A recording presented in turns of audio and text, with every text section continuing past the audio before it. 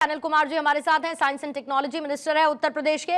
अनिल जी, आपकी मिनिस्ट्री से इतर क्योंकि बड़े बड़े डेवलपमेंट्स हमने बाकी राज्यों में देखे, जैसे कि उत्तराखंड जो पहले सर उत्तर प्रदेश का हिस्सा था, यूनिफॉर्म सिविल कोड वहां पर सर लागू हुआ, फिर उसके बाद गुजरात में अब उसकी तैयारी की जा रही है। उत्तर प्रदेश कब तैयारी करने वाला है यूनिफॉर्म सिविल कोड की, और कितना बड़ा बदलाव इसको आप देखेंगे ये उत्तर प्रदेश में जब आएगा तब, और क्या आने वाले 2 सालों में इसकी उम्मीद की जाए? नहीं, ये ठीक है, आना चाहिए। और जब भी कोई चीज आती है, अलग चीज आती है, निश्चित रूप से बदलाव तो होते ही हैं उसके, और बदलाव देखने को मिलेगा भी।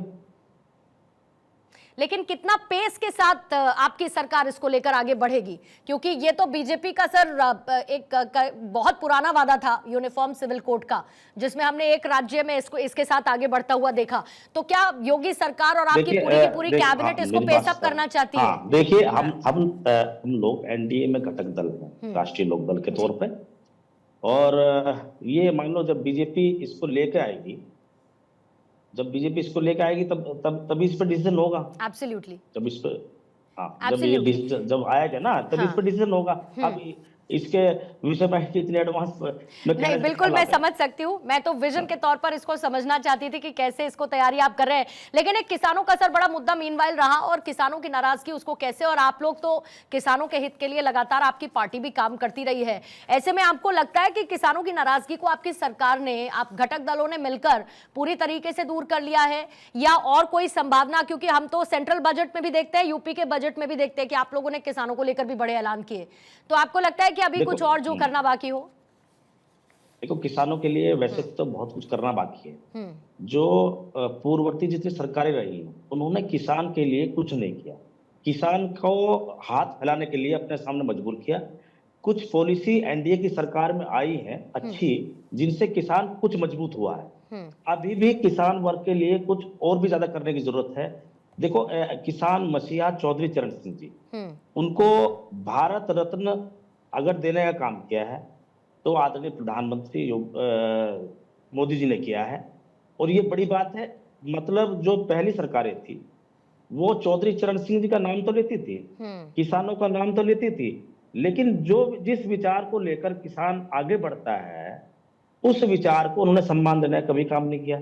आज किसान सम्मान निधि एक बड़ी बड़ी पॉलिसी है, बड़ी नीति है, जिससे किसानों को सीधा लाभ होता है डीबीटी के माध्यम से, कोई बीच में बिचौलिया नहीं है। फसल के का जो लाभकारी मूल्य है वो भी मिल रहा है। तो ऐसा नहीं, किसानों के लिए बहुत सारे काम हो रहे हैं, लेकिन अभी और भी आवश्यकता है।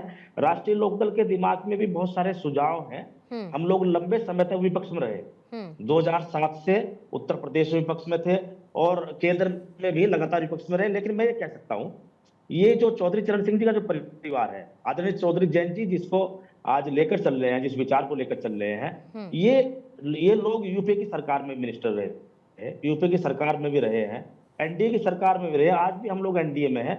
लेकिन जब भी कोई बात हुई, इनके हमेशा इन्होंने किसान का जो हित है वो सर पर रखा, ये विशेष बात है।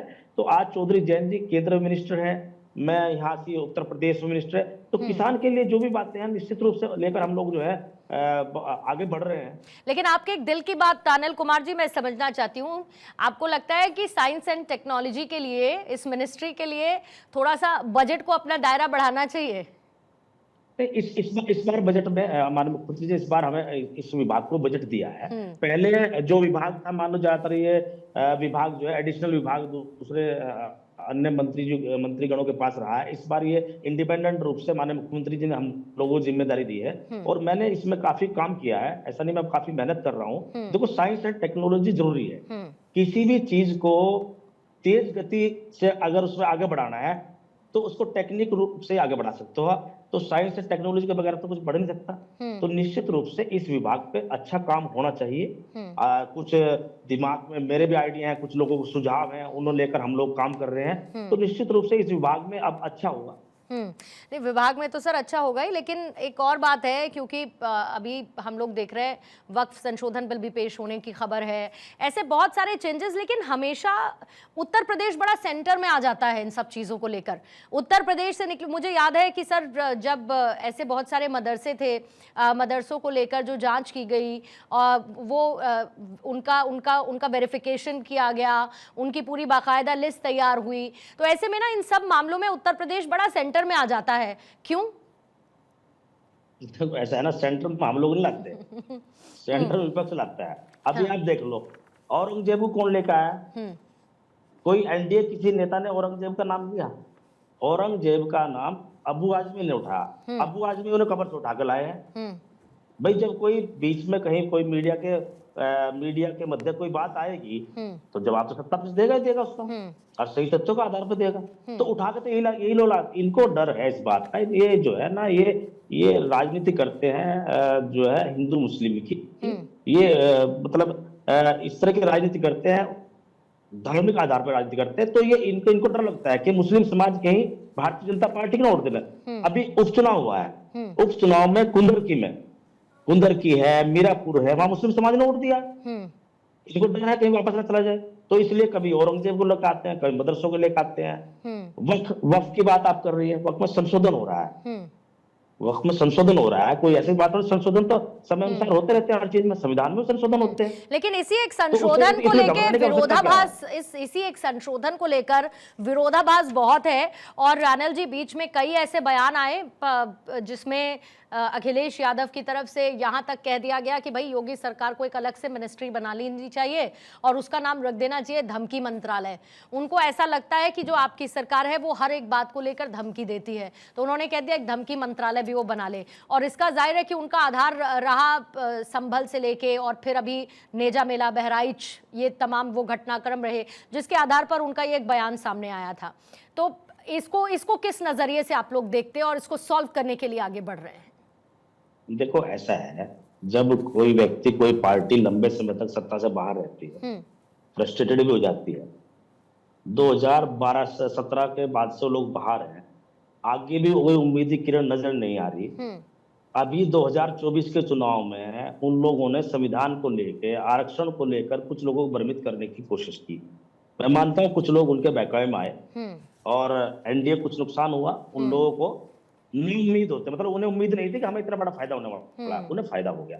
लेकिन उसके बाद हम लोग उपचुनाव में गए। उपचुनाव में जो बातें थी सारी, जो गलत तरीके से उन लोगों ने समाज के बीच में डाली थी, उन लोगों को हमने डाइल्यूट करने की कोशिश की है डाइल्यूट। और 10 सीटों में से जो 5 समाजवादी के पास थी, 5 हमारे पास थी, हमने 3 सीटें गेन की हैं। 8 सीटों पर एनडीए ने जीत की, वो लोग 2 सीटों पर भी बहुत कम अंतर से हम लोग आ रहे हैं। तो इनका 27 का मामला कुछ नहीं है। 27 में कोई इनके बहकावे में आने वाला नहीं है। 27 एक तरफा है, एक तरफा एनडीए की सरकार बनेगी, सर्व समाज के सहयोग से बने।